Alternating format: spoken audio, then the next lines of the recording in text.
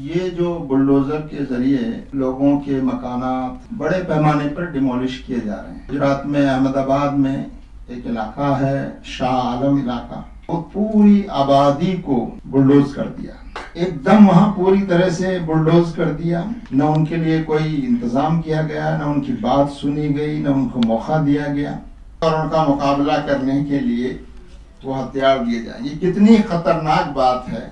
मैं समझता हूँ ये हमारे देश के संविधान और कॉन्स्टिट्यूशन और एक सीएम जो कॉन्स्टिट्यूशनल ओहदे पर है वो इस तरह के बात कर रहे हैं। क्या वो देश में अराजकता की स्थिति पैदा करना चाहते हैं?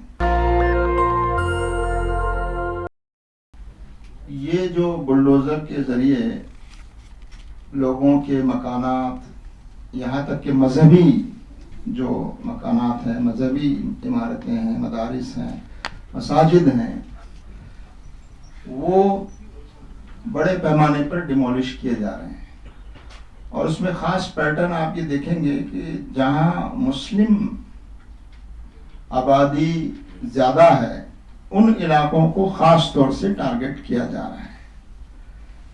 अभी मैं गुजरात होकर आया हूँ और परसों ही मैं गुजरात में अहमदाबाद में एक इलाका है शाह आलम इलाका, वहाँ एक चंडोला लेक है। वहाँ तकरीबन 35 से 40 हजार लोग उस लेक के आसपास बसे हुए थे। 20 मई को वहाँ की जो इंतजामिया है उसने वो पूरी आबादी को बुलडोज कर दिया। तकरीबन 40 हजार लोग जो वहाँ पिछले 30, 35, 40 सालों से वहाँ रह रहे थे, 2 नस्लें वहाँ बढ़ी, उसको एकदम वहाँ पूरी तरह से बुलडोज कर दिया। न उनके लिए कोई इंतजाम किया गया, न उनकी बात सुनी गई, न उनको मौका दिया गया। और इतना झूठ और नफरत फैलाई गई कि कहा गया कि यहाँ पे बांग्लादेशी लोग रहते हैं। ये बिल्कुल गलत और झूठ बात है। वहाँ पर बहुत सारे स्टेट्स के लोग हैं, यूपी के, बिहार के, राजस्थान के, मध्य प्रदेश के, और हो सकता है कुछ बंगाली बोलने वाले वेस्ट बंगाल के लोग भी हों। लेकिन एक नफरत फैलाई गई अपने इस जुर्म को जस्टिफाई करने के लिए। तो हम लोग वहाँ गए, वहाँ उनसे मुलाकात की, उनके साथ बातचीत हुई और कोई वहाँ सुनने को तैयार नहीं। 40,000, 35,000 लोग वो होमलेस हो गए। दिल्ली में भी अभी एक इलाके की खबर आई कि बोगल के करीब जो मद्रासी कॉम्प्लेक्स है वहाँ एक आबादी को किया गया। वहाँ साउथ इंडियन लोग रहते हैं ज़्यादा। इसी की तरह तैमूर नगर दिल्ली में बड़े पैमाने पर बुलडोजिंग हुई है। बटला हाउस में नोटिसेस लगाए गए और पूरा वो किया गया। अभी कोर्ट ने उसको कुछ वक्त के लिए रोका है। यूपी का जिक्र बहुत तफसील से आपके सामने आया है। तो ये जो सुप्रीम कोर्ट की गाइडेंस के बावजूद और खास तौर से आपको इल्जाम लगाकर बुलडोज करते हैं, ये अलग बात है। कहीं कोई कम्युनल वायलेंस हुआ, किसी के खिलाफ कोई शिकायत आई, कोई मुकदमा दर्ज हुआ या एक्यूज है, उसकी बुनियाद पर उसका घर जो है उसको आप बुलडोज कर रहे हैं।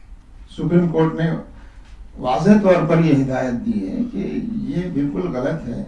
आप किसी भी क्राइम, अगर कोई क्रिमिनल साबित भी हो जाता है तो उस क्राइम की सजा और उसका घर ढा देना नहीं हो सकता। कानून की सजा मौजूद है, वो क्रिमिनल को मिलनी चाहिए अगर कोई क्रिमिनल साबित होता है तो।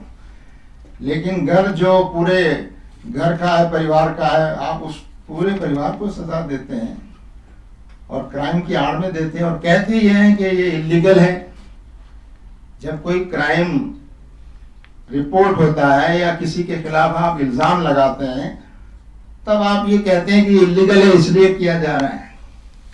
तो ये जो हो रहा है ये बहुत खतरनाक है और सुप्रीम कोर्ट के हिदायत की खिलाफ वर्जी भी हो रही है। तो हम समझते हैं कि आप इस आवाज़ को उठाएं कि हुक्म जो सुप्रीम कोर्ट ने जो डायरेक्शंस दिए हैं वो उनको उनके मुताबिक कार्रवाइयाँ होनी चाहिए। नॉर्थ ईस्ट में अभी वहाँ के लोग एक बहुत बड़ी मुसीबत से गुजर रहे हैं। वहाँ सैलाब आया है, वहाँ बाढ़ आई है और अब तक 30 से ज़्यादा लोग वहाँ पर मारे जा चुके हैं, उनकी मौत हो गई है। तो पहली बात तो ये कि हम उनके साथ अपनी सॉलिडरिटी व्यक्त करते हैं और उनके साथ हमदर्दी व्यक्त करते हैं। और हुकूमत को चाहिए, हुकूमत को पता है कि वहाँ हर साल बाढ़ के हालात पैदा होते हैं, लेकिन इसके बावजूद ऐसी तैयारी नहीं होती कि वो ऐसा नुकसान होने से रोक सके। जब हर साल बाढ़ आती है तो ये जो जाने जा रही हैं, ये हुकूमत के मिसमैनेजमेंट का एक वाज़ेह सबूत है कि जब पहले से मालूम है कि ये हालात पैदा होते हैं, इसके बावजूद आप ऐसे इंतज़ाम नहीं कर रहे हैं कि लोगों की जानें बच सकें और लोगों की वहाँ जानें गई हैं। तो हम समझते हैं कि हुकूमत इस सिलसिले में कार्रवाई करेगी और जिन ऑफिसर्स की ये जिम्मेदारी है इस तरह की चीज़ों को मैनेज करना, वहाँ जो चूक हुई है उनके खिलाफ भी कार्रवाइयाँ होनी चाहिए जिनकी वजह से ये जाने गई हैं। और इन लोगों को, परिवारों को कंपनसेशन मिलना चाहिए, रिहेबिलिटेशन होना चाहिए और आइंदा से बाढ़ के हालात को इस तरह मैनेज करें कि लोगों का जानी और माली नुकसान ना हो। आपने सुना होगा कि नॉर्थ ईस्ट में एक और मसला कुछ दिन पहले चला। आसाम के चीफ मिनिस्टर साहब ने एक बयान दिया, हिदायत जारी की कि आसाम में जो वहाँ के इंडिजीनियस लोग हैं, यानी वो ये नहीं कहना चाह रहे थे कि मुसलमानों के अलावा जो लोग हैं उनको हथियार दिए जाएंगे, लाइसेंस दिए जाएंगे ताकि वो घुसपैठियों से अपनी हिफाजत करने और उनका मुकाबला करने के लिए वो हथियार दिए जाएंगे। कितनी खतरनाक बात है। मैं समझता हूँ ये हमारे देश के संविधान और कॉन्स्टिट्यूशन और एक सीएम जो कॉन्स्टिट्यूशनल ओहदे पर है वो इस तरह के बात कर रहे हैं। क्या वो देश में अराजकता की स्थिति पैदा करना चाहते हैं? क्या वो देश में एक सिविल वार जैसी सिचुएशन खुद पैदा करना चाहते हैं? और क्या उन्होंने मान लिया है कि अगर कोई इलीगल तरीके से दूसरे देश से यहाँ लोग आ रहे हैं या रह रहे हैं तो हमारी बीएसएफ और हमारी पुलिस और हमारी इंटेलिजेंस एजेंसियां ये सब फेल हो चुकी हैं, अब वो उनकी जिम्मेदारी खत्म हो गई है, लोग खुद हथियार से मुकाबला करेंगे। तो ये बहुत खतरनाक रुख पर देश को ले जाने की कोशिश हो रही है। हम उनके इस बयान की और उनके इस निर्देश की बहुत सख्त अल्फाज में कड़ी निंदा भी करते हैं और बल्कि हम मुतालबा करते हैं कि उनके खिलाफ जो संवैधानिक पद पर रहते हुए लोगों को हथियार उठाने की तरफ उकसा रहे हों, ऐसे लोगों के खिलाफ, ऐसे ओहदेदारों के खिलाफ मैं समझता हूँ संविधान की रोशनी में, कानून की रोशनी में कार्रवाई भी की जानी चाहिए। फिलिस्तीन का मसला आपके सामने है, बहुत अरसे से चल रहा है, लेकिन अभी ताज़ा फिर से एक बार कुछ वक्त के लिए वहाँ सीज फायर हुआ था और कुछ लोगों की अदला बदली हुई थी, लेकिन उसके बाद से और अभी ताज़ा जिस तरह से वहाँ पर हमले हो रहे हैं उसमें आप जहाँ पर ह्यूमैनिटेरियन एड जहाँ तकसीम हो रही है वहाँ पर आप गोलीबारी करके लोगों को मार रहे हैं, आप स्कूल पर बमबारी कर रहे हैं, आप अस्पतालों पर बमबारी कर रहे हैं और वहाँ आपने ब्लॉकेट कर दिया है कि खाने पीने की बुनियादी जो ज़रूरतें हैं उन चीज़ों को वहाँ पहुँचने न दिया जाए, दवाएं वहाँ न पहुँचने पाएँ और एक किस्म की जिनोसाइड और नस्ल कुशी जो है वो कत्लेआम जिसको आप कहेंगे उर्दू में, उस तरह की सिचुएशन पैदा हुई है और कई देशों ने इसकी तरफ इशारा किया है कि ये जो सिचुएशन है ये एक जिनोसाइड की तरफ